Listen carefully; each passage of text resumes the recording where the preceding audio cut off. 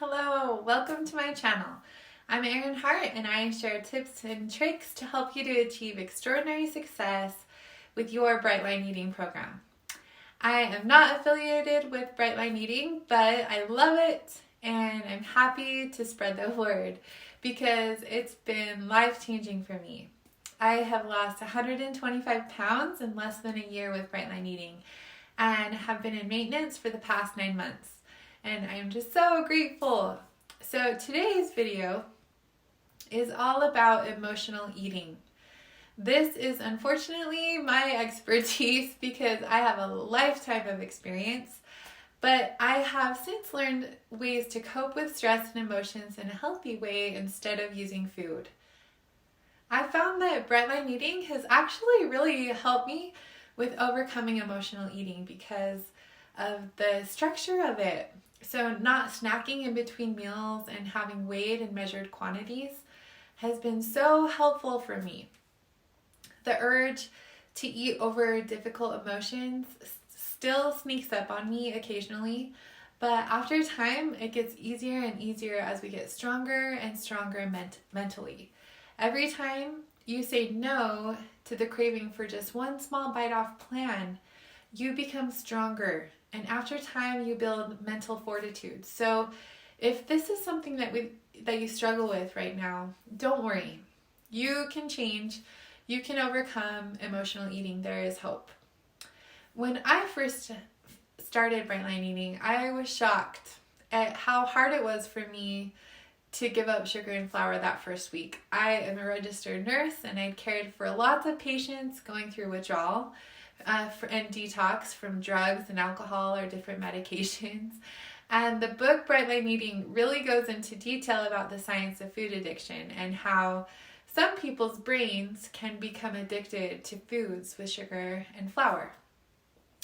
That part of the book didn't resonate with me until I actually gave up sugar and flour.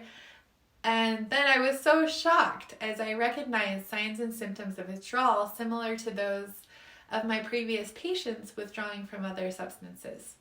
The first week of detox is no fun, but withdrawal only lasts for a few days and for most people, and then it's really amazing how the cravings dramatically decrease and eventually go away. After I started feeling better, the thing that was hardest for me those first few weeks was overcoming my urge to eat emotionally. I used to eat over every emotion. Anger, exhaustion, even in celebration. Food was such a comfort for me and I had such an unhealthy relationship with it, and I would use it to feel better instead of actually processing difficult emotions and facing problems head on.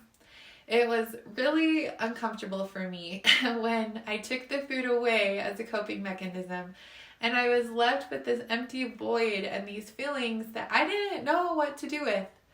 I'm a mom and an ICU nurse, so I have plenty of stress and emotions to process, and that's probably why my weight climbed to 284 pounds. My physical weight was an expression of all of the emotional weight that I was carrying around. So for me, overcoming emotional eating was a really important step in my transformation. My physical transformation was really dramatic. I lost 125 pounds in less than a year, but what people don't see is the mental, emotional, and spiritual transformation was just as dramatic. Learning to cope with emotions in a healthy way and dealing with problems head on instead of numbing emotions and avoiding dealing with problems by using food was life-changing for me. I have a good friend who was in my Gideon Games group that had done a lot of work in therapy, and she taught me a strategy to help emotional eaters.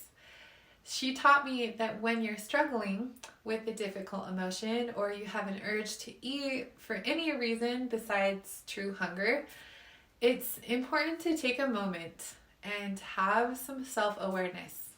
Ask yourself, why do I want to eat? Is this true hunger or is this emotional hunger? Do I have an unmet emotional need? What emotion am I feeling right now? And then name it. Is it anger, frustration, sadness, joy? Are you nervous, bored?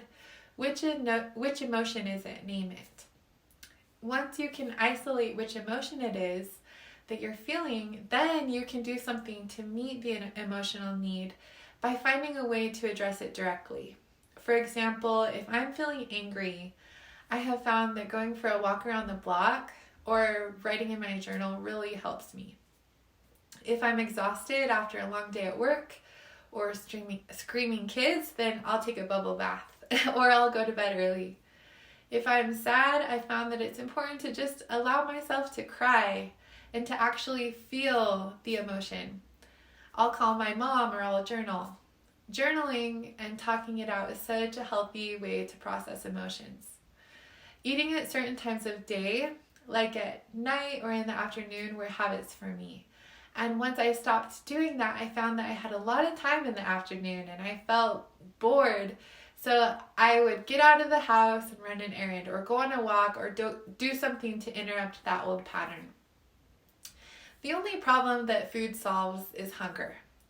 Eating may give a temporary boost of dopamine that makes you feel better, but that quickly fades and you're still left in that same situation. So finding ways to deal with the stresses and emotions of life in a healthy way that doesn't involve food is so key to creating a sustainable, healthy lifestyle. Processing emotions and learning to deal with problems head on will help you to overcome emotional eating. If you're having an especially strong craving, just know that it will pass. Cravings pass. Set a timer for 20 minutes, drink 2 cups of water, and get out of the kitchen. Go distract yourself.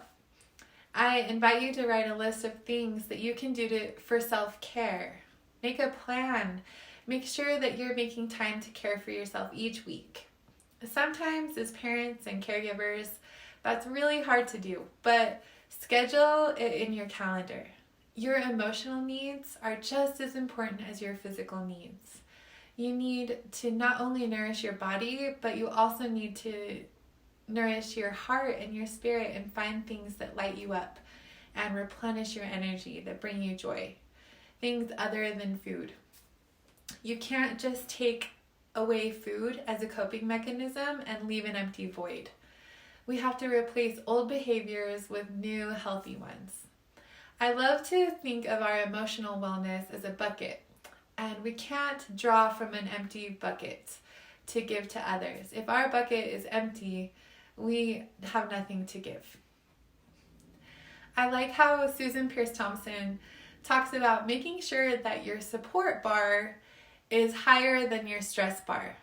So raising your support bar can be by reaching out to others, asking for help, getting a housekeeper, whatever. But it also includes making sure that you're doing things to fill your bucket, like prayer, inspirational reading, meditation, keeping a gratitude journal, having alone time, making time for fun in your life. Those things that nourish our spirit, which is just as important as nourishing your body. Emotional eating is a common problem. You are not alone. Take time for some self-awareness and name the emotion and address it directly. Deal with problems head on and make sure that you're doing things to fill your bucket every day and every week. Schedule them in. This has really helped me, and I hope that it helps you as well. If you are struggling, I would love to help you. You can sign up for a free coaching call on my website at erinharthealthcoaching.com. I hope that you have a great day. I'm sending my love and my empathy. I know it's hard, but you can do it. Hang in there. You got this.